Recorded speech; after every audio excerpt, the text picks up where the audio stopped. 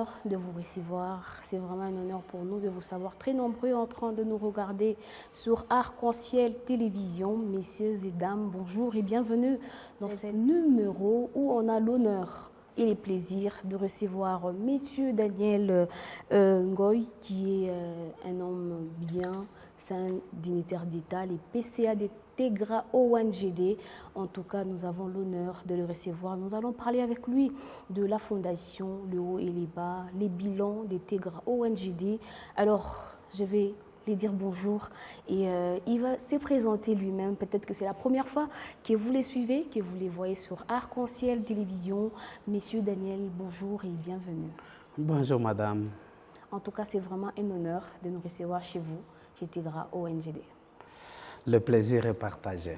Pour toutes les personnes qui vous voient pour la première fois sur Arc-en-Ciel Télévision, nous vous laissons l'honneur de vous présenter. Je crois que vous avez déjà tout dit. C'est Monsieur Daniel Ngoy. Je suis dignitaire d'État. Je suis PCA de Tegra. Et puis, je suis consultant dans divers domaines. Voilà ce que je peux dire. Voilà, vous avez compris, il est dignitaire d'État, il est PCA des Tegra ONGD, il est dans beaucoup de choses en tout cas. Voilà, monsieur Daniel, nous allons commencer notre entretien.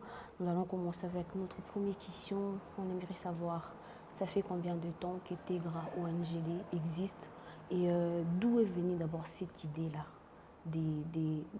d'avoir investir dans ces métiers, dans ces secteurs? Le 20 mai 2009, Tegra a vu le jour en tant qu'organisation non gouvernementale de développement. Elle tire ses sources dans 3 principales organisations de base. Je lis une cellule de poèmes, Jeunes élites du renouveau. Il y a GREA, c'est un groupe de réflexion, et Famille Saint-Tété, qui est aussi une organisation familiale qui avait pour but de redresser l'avenir de tout un chacun. L'idée principale de créer Tegra, c'était juste la matérialisation de tout ce que l'on avait comme pensée qui pouvait passer pendant la jeunesse quand on n'avait encore rien. Et dès lors que nous avions eu un peu de moyens, nous nous sommes dit qu'on devait concrétiser cela. Et l'unique façon de concrétiser cela, nous avions choisi 3 domaines, entre autres la santé, l'éducation et l'agro-pastoral. On voulait répondre à un problème qui était courant, le problème que nous avions vécu autrefois. C'était d'une part la suspension des études. On n'avait presque pas accès aux soins de santé et la nourriture était un problème. Là, nous remontons dans des années 1990. Voilà, en bref, c'est ce que je peux dire. Voilà, c'est depuis 2009 que vous êtes PCA, ou ça fait combien de temps que vous êtes à la tête des Tegra? Disons depuis la création de Tegra, j'ai été désigné comme président du comité de gestion. C'est avec le temps que, et suivant les réalités dans l'évolution, qu'on a dû modifier pour que je sois le président du conseil d'administration. Voilà. C'est quoi les principales réalisations au fil de l'année 2023 de Tegra? Tegra a déjà fait plusieurs réalisations. L'existence en tant qu'organisation, 2009, mais impacté la communauté, c'est à partir de 2014. En 2014, au mois d'octobre, nous avons ouvert notre première structure hospitalière, le centre de santé de référence TEGRA de Kilo-Belobé.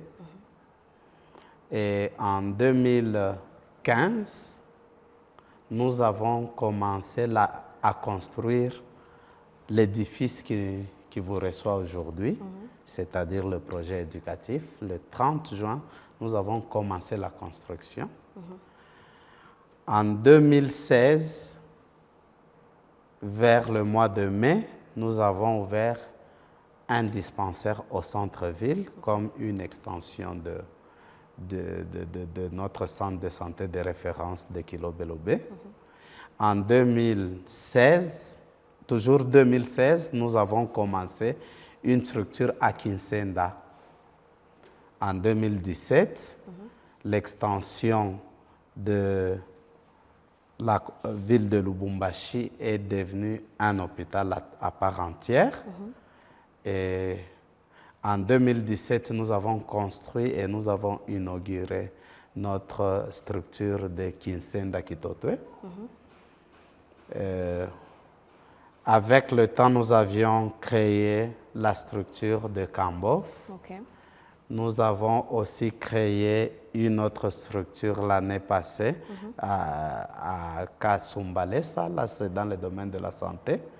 Dans l'entretemps, en 2016, l'année scolaire 2016-2017, nous avons démarré avec les cours ici. Donc on a commencé avec l'école primaire, cycle complet, et l'école secondaire, on a commencé avec 7e et 8e. Voilà. Et en 2019, nous avons acquis notre première ferme et nous avons commencé à l'exploiter sur la route Kinama, dans le territoire de Kipushi, entre le village Mouloulou et le village Kaputula. Là, nous avons une ferme de 95 hectares. Et cette année, nous avions acquis la deuxième ferme et qu'on est en train d'exploiter déjà, toujours sur Kinama, mais au niveau du village Kawama. Là, c'est une ferme de 50 hectares.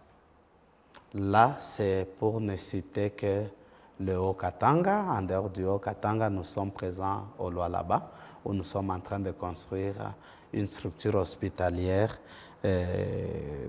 moderne qui doit avoir une capacité d'accueil de 50 lits avec un bloc opératoire et aussi le service paraclinique. Et en dehors de Lualaba, nous sommes présents dans le Tanganyika. Et dans le Tanganyika, nous avons deux activités principales pour l'instant.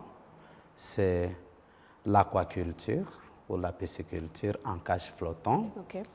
Et nous faisons aussi le jus sur base de gingembre que nous appelons Tegra Jinja. Et à Kinshasa, nous avons acquis depuis 2 ans maintenant une concession dans la commune de Sélé où nous avons le projet de faire 3 grandes activités. La pisciculture, là on a déjà fini à faire 12 étangs de poissons. Nous sommes à la phase d'empoisonnement. Nous avons déjà clôturé la parcelle. Nous devons commencer une école et faire une structure hospitalière. Et enfin, je crois que c'est depuis le début de cette année, nous avons acquis une concession à Matadi où nous sommes en pleine modification pour faire une structure hospitalière. Voilà en bref. Beaucoup de réalisations en tout cas pour cette année 2023. Alors, comment Tegra ONGD a-t-elle réussi à répondre aux défis et aux opportunités? Je dirais que c'est un problème de volonté et de détermination. Je me suis réalisé que les membres cofondateurs de Tegra sont des personnes têtues qui sont accrochées aux idéaux et qui font de tout leur mieux pour les réaliser, les concrétiser. C'est ainsi que les uns apportent les moyens financiers, les autres leur expertise et d'autres leur temps. Ils mettent leur temps pour que nous puissions réaliser. Voilà. Donc je dirais que premièrement, c'est la têtudesse. Deuxièmement, la détermination et l'audace qui nous anime. Vous êtes là en train de voir Tegra en train d'évoluer, en train de monter demain après demain. Qu'est-ce que vous vous dites? Vous vous dites quoi dans la tête? Demain après demain, Tegra tombe en panne ou en faillite. Quelle sera votre réaction? Madame Tegra, c'est un monstre. Nous avons déjà créé un monstre. Et si nous voulons aller à l'encontre de l'idéologie, ce monstre va nous rejeter. C'est que ce qui se faisait comme idée personnelle, nous nous sommes réalisés que nous le faisons pour la communauté. Et la communauté s'est déjà approprié ce que nous faisons. Il suffit seulement que j'aille à l'encontre de ce que la communauté veut. Je vais disparaître et Tegra va continuer à exister. Comme pour dire, je ne crois pas à la faillite de Tegra un seul instant, parce que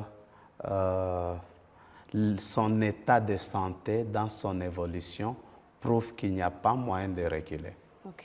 Nous sommes d'ailleurs en train de revisiter certaines cultures à l'intérieur afin de rendre plus fort Tegra et beaucoup plus impersonnel. Bien entendu, avant, on pouvait voir les idées des individus, mais actuellement, c'est toute une philosophie.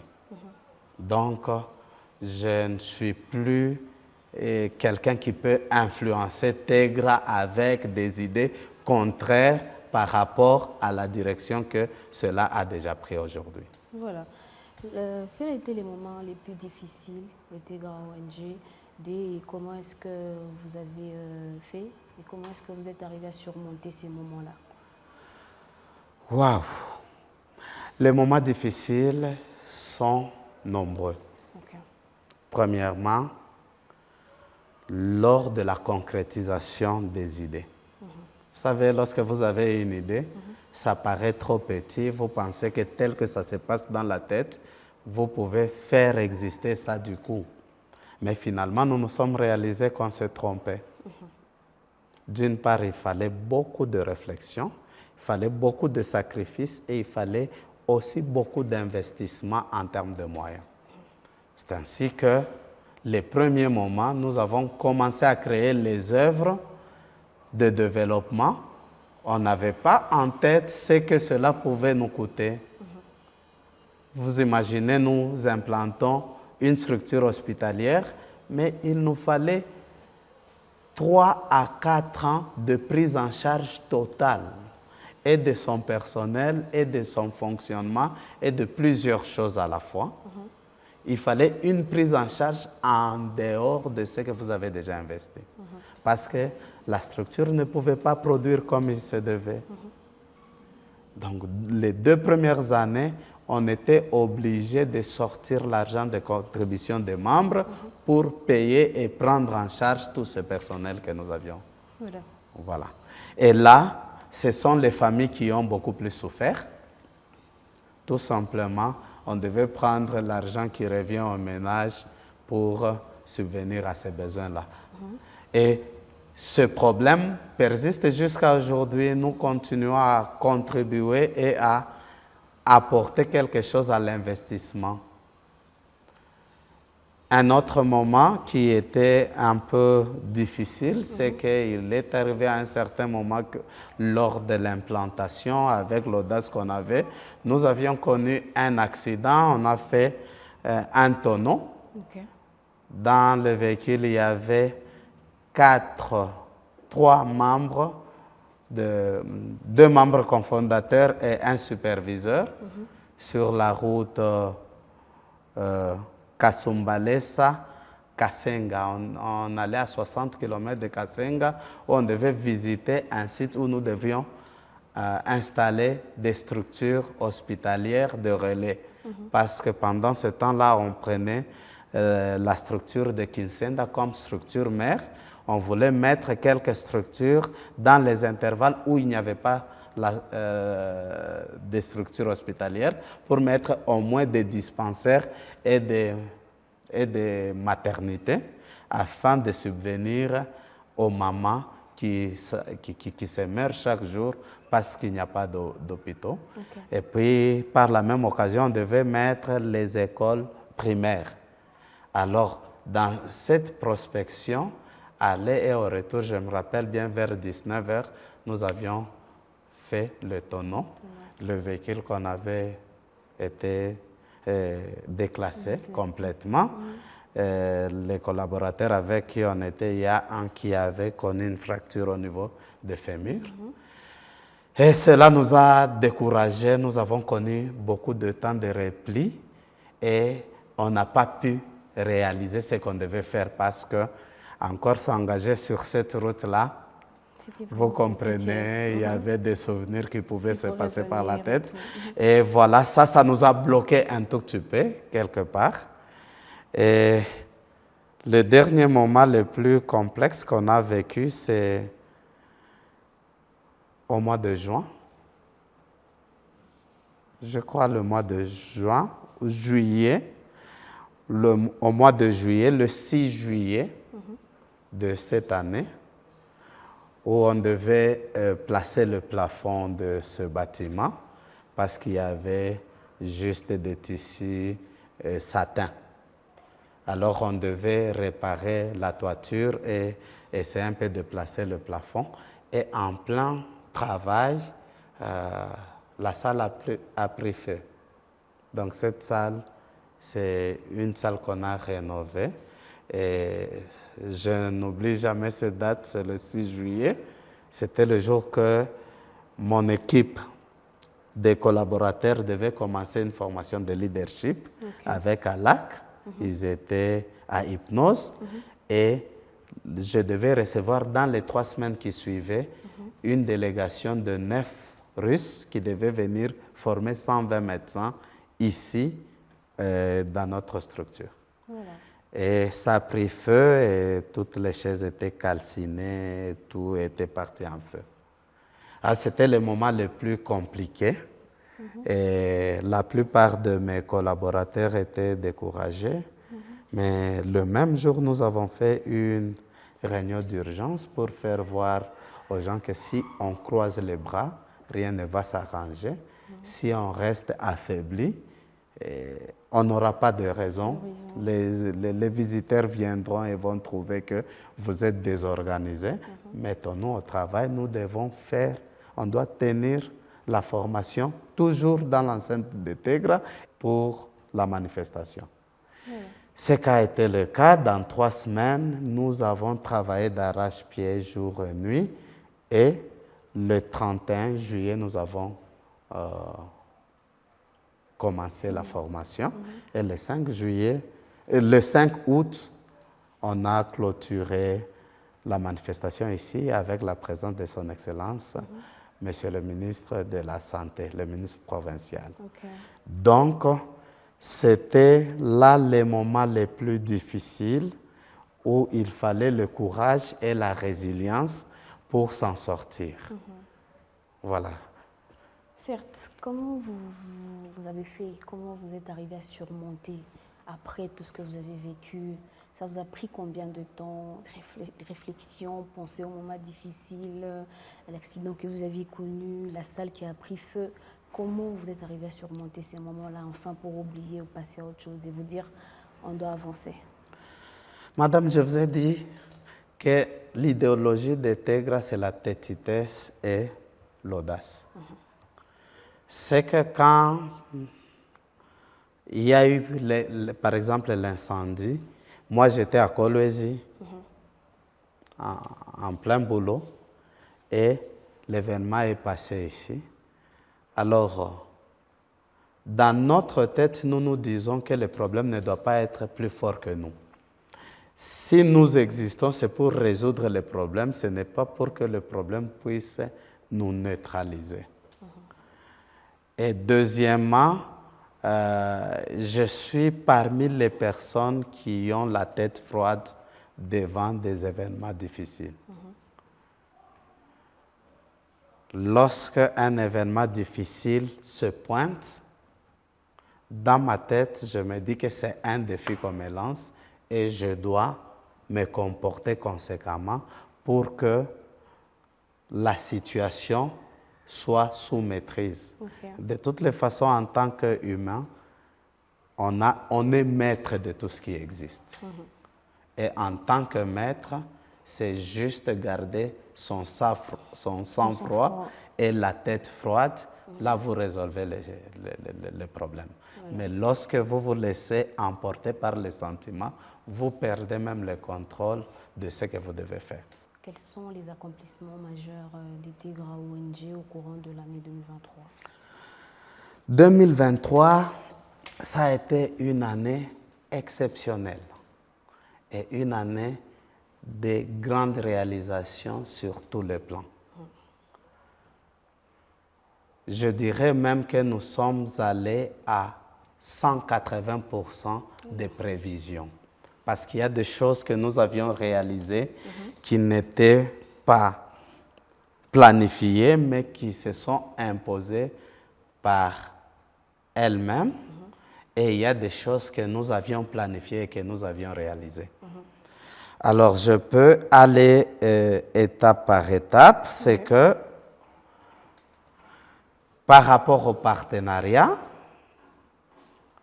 l'année 2023 nous a permis d'avoir 3 grands partenaires. Un partenaire en Italie, c'est une organisation non gouvernementale, Giboto, qui voudrait dire gilet de sauvetage congolaise.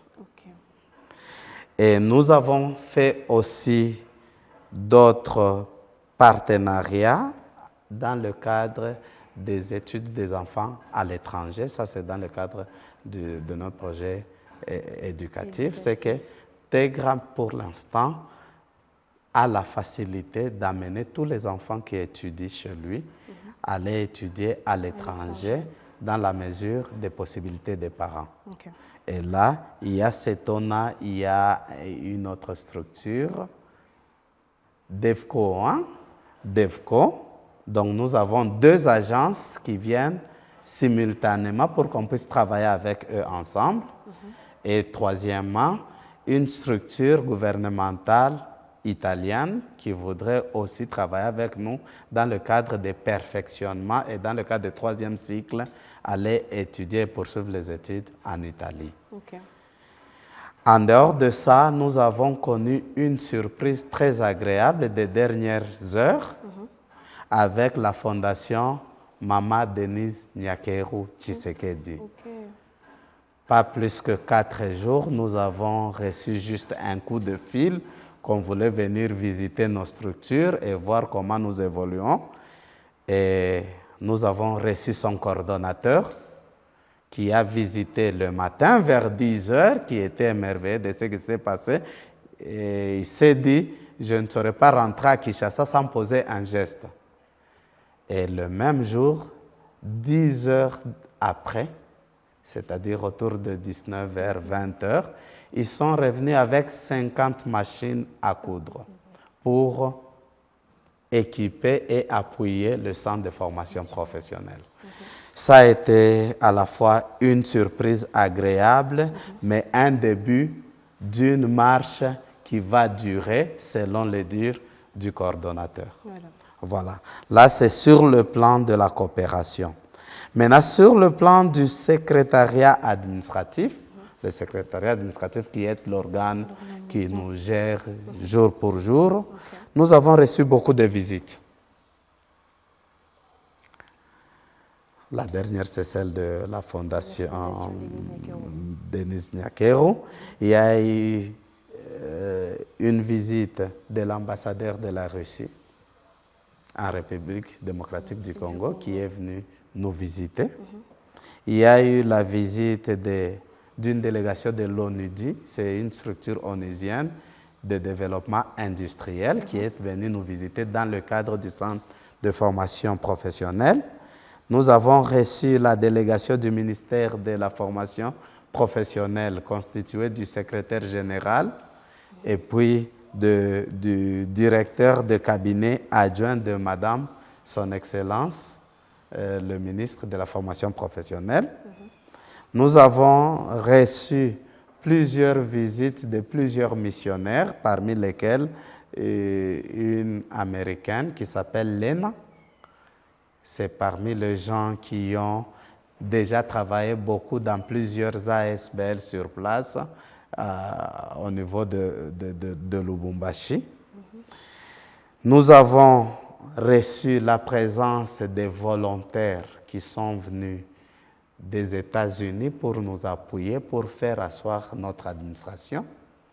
Là, nous avons un superviseur qui est venu comme volontaire, comme un bénévole, qui vient juste nous appuyer dans l'administration. Parce qu'on a constaté que l'organisation devient de plus en plus grande, mais on a besoin d'adapter notre gestion au standard international. Ce qui fait qu'on avait besoin de beaucoup de gens pour nous aider et effectivement, nous avons reçu un superviseur volontaire au nom de Toto qui est avec nous, qui est en train de nous aider dans la restructuration de ce qui se passe. Et nous continuons avec les constructions de différents projets, les ateliers, l'ITEM, les centres de formation professionnelle, que ce soit sur le plan aussi des hôpitaux. À Kasumbalesa, on est en train de mettre la toiture. Au Lualaba, nous sommes en train de construire. Voilà, là c'est sur le plan du secrétariat administratif. Et lorsque nous voulons aller projet par projet, je vous ai parlé de l'acquisition de 50 machines. Il y a eu acquisition de 300 bancs, 300 pupitres pour l'ITEM et le centre de formation professionnelle et une autre partie qui doit renforcer les techniques industrielles. Il y a les travaux de construction qui se font du côté des ateliers. Il y a un grand atelier qu'on est en train de construire là. Et il y a aussi l'atelier pour la pratique de quoi? De la préparation des jus, parce que nous avons la section agriculture qui, dans les différentes branches, il y a la branche des zootechniques où il y a plusieurs mélanges et la préparation de plusieurs choses qui se font là-bas. Vous allez comprendre que je ne suis pas expert, mais au moins, là, nous sommes en train de préparer un atelier pour la préparation des jus Tangawisi, un atelier pour la fabrication des aliments pour poissons. Ça, c'est ce qui est prioritaire. Dans l'entretemps, on est en train de faire la finition en termes de portes, de fenêtres, du côté centre de formation professionnelle. Voilà. Et sur le plan sanitaire, santé, c'est à partir du mois de janvier que l'on nous a notifié le partenariat public-privé entre les structures de TEGRA, y compris l'ITEM, avec le ministère national de la Santé. C'est que nous avons signé un partenariat de 10 ans avec possibilité de faire les avenants pour toutes les structures qu'on va créer par après. Donc, nous rentrons dans le budget de l'État. Avant, c'était un partenariat de fait, mais actuellement, c'est un partenariat légal où l'État a ses obligations et nous aussi, nous avons certaines obligations. Et là, nous allons vous signifier que le soin que nous sommes en train de nous donner, nous ne le donnons pas comme des privés. Nous rentrons dans la politique nationale et nous suivons de près ce que la politique nationale exige. Et par rapport à ça, même le prix suit. Raison pour laquelle, lorsque vous essayez un peu de regarder toutes nos structures, ce ne sont pas des cliniques privées, mais ce sont des centres de référence des structures de l'État. C'est-à-dire, nous servons vraiment de béquille à l'État dans ce domaine-là sanitaire. Voilà. Ça, c'est ce que je peux dire sur le plan de la santé. C'était la plus grande réalisation. Et nous avons tenu la formation de 120 médecins. Sur toute la ville, voire même l'Ikassi et les environs. Donc pour le Haut-Katanga, on a formé 120 médecins avec la délégation russe grâce au partenariat entre TEGRA et KBC. Ce sont deux organisations qui ont fait un partenariat ensemble et c'est grâce à ce partenariat que l'on a formé les Russes et c'est à l'issue de cette formation que nous avons reçu l'ambassadeur russe par après. Nous faisons de formation en termes de journées scientifiques avec nos médecins de TEGRA. Et la plupart, je crois que cette année, on a tenu trois journées scientifiques dans cette salle où on est en train d'étudier les cas les plus fréquents de pathologies. Cette fois-ci, ça s'est fait en neurologie, en neurochirurgie, où les études se font et on propose un protocole de traitement.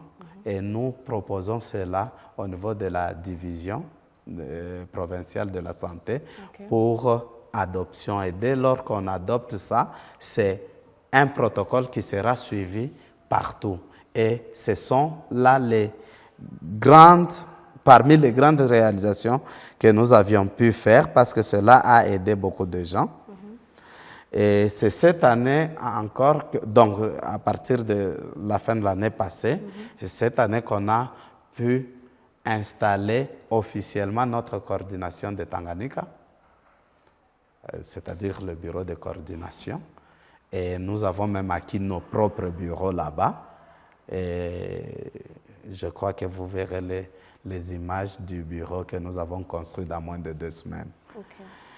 Et toujours cette année, nous avons réussi à faire décorer au moins 52 membres de TEGRA à la chancellerie des ordres nationaux. C'est-à-dire, grâce à leurs services dans différents domaines, ils ont rendu des services à la nation. En rendant les services à TEGRA, c'est à la nation qu'ils ont rendu ça.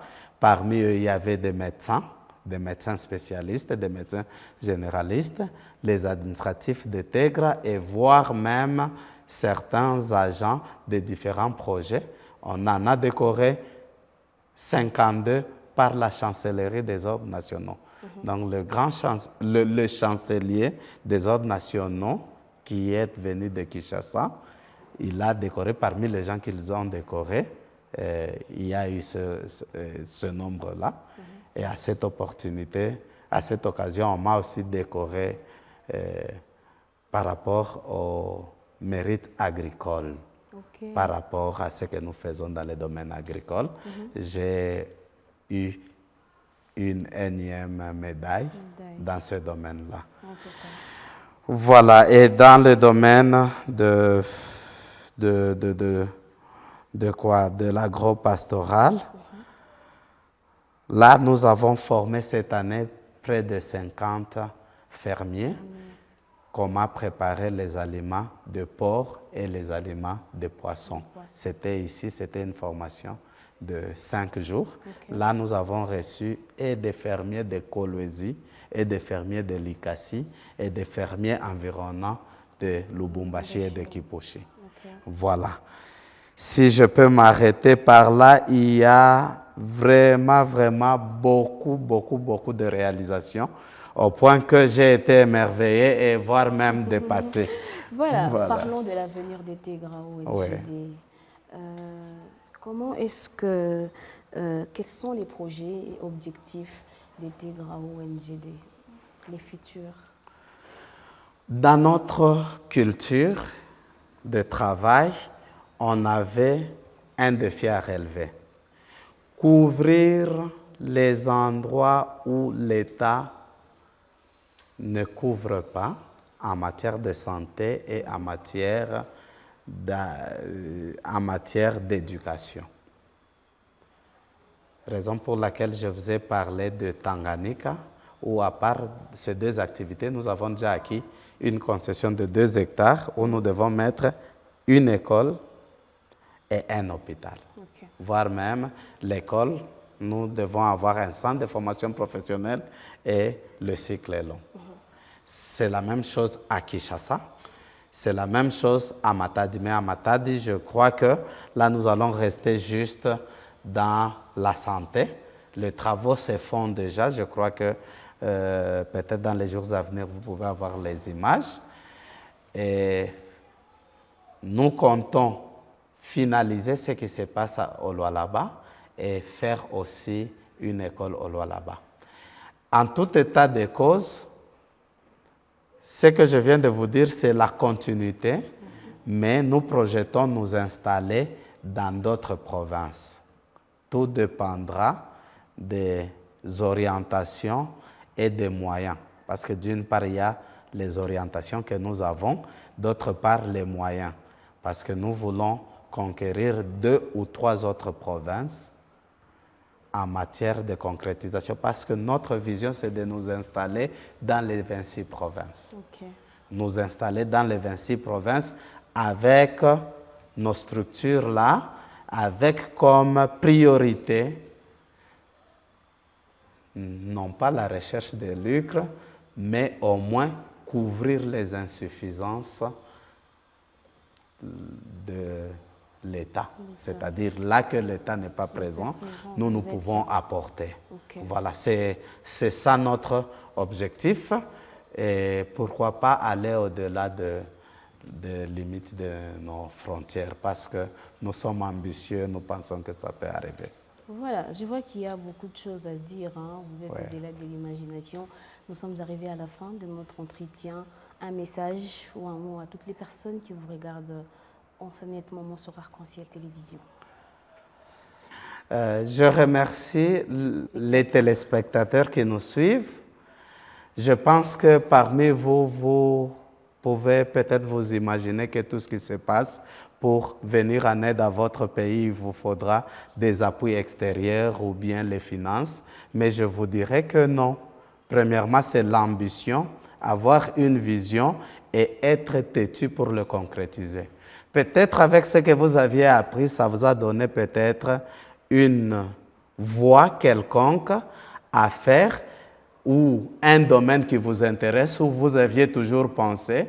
Venez vous joindre à nous et ensemble, nous pouvons impacter notre communauté et développer ce pays. Ce pays a premièrement besoin de ses propres enfants, de ses propres fils pour donner le tonus. Si l'étranger peut venir, c'est pour vous appuyer. N'ayons pas la culture de chercher à avoir de l'aide de l'extérieur, mais toi-même, là, tu es un potentiel pour amener ce pays loin. Que ce soit dans le domaine de la santé, de l'éducation ou de l'agro-pastoral, nous sommes disposés à partager notre savoir-faire avec vous pour que vous puissiez impacter. Parce que seul, on ne peut pas, mais si nous sommes nombreux avec le même savoir, l'impact sera grand dans notre communauté et on peut faire quelque chose. Et un jour, on parlera de la République démocratique du Congo dans ce challenge. Merci beaucoup. Un jour, on parlera de la République démocratique du Congo, qui est la RDC. Merci beaucoup, M. Daniel, de nous avoir reçus chez vous à Tégra. C'est vraiment un honneur pour nous. C'est vous qui nous avez fait l'honneur. Merci beaucoup, madame. Merci beaucoup. Merci aussi à tous nos téléspectateurs. Vous nous aviez suivis de partout. On a reçu M. Daniel Ngoï, le PCA de Tégra ONGD. Il nous a parlé du parcours, du bilan, le haut et les bas de Tégra ONGD. Comment est-ce que Tégra a commencé, d'où est venue l'idée. Merci en tout cas de nous regarder sur Arc-en-Ciel Télévision. Vous avez la possibilité de regarder cette émission sur nos plateformes Arc-en-Ciel, RTV officiel. Surtout, prenez bien soin de vous. Au revoir.